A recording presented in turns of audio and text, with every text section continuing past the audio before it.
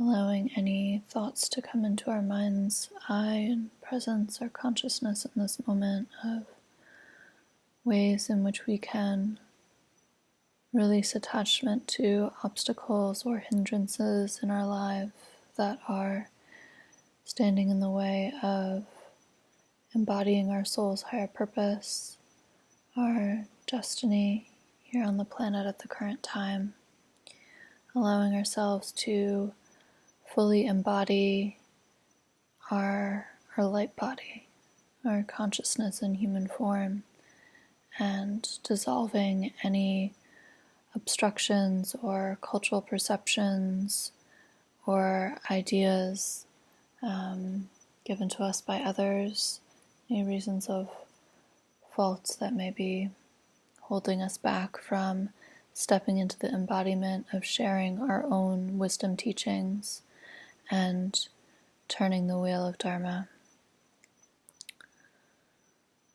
I know in my own life there has been a lot of resistance to speaking up and sharing my full embodiment and the transmission of the wisdom that can come through me. There's been a lot of lineage clearing, genetic lineage clearing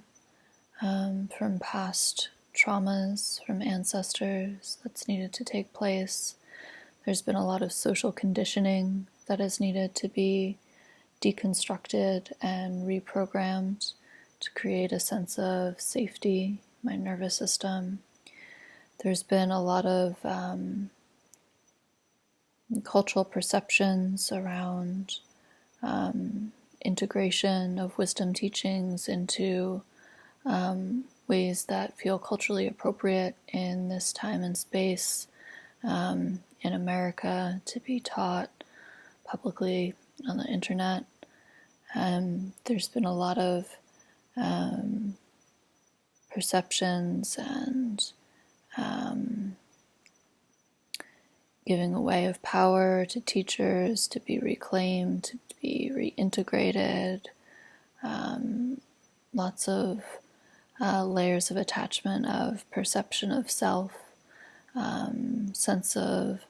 self-esteem needing to be re-evaluated and incorporated to be the full embodiment of highest self that can share wisdom teachings with others. So just bringing conscious awareness to this whole process, all of these different experiences being part of the journey of stepping into the embodiment of one's soul and sharing the teachings you came here to embody and walking the dharmic path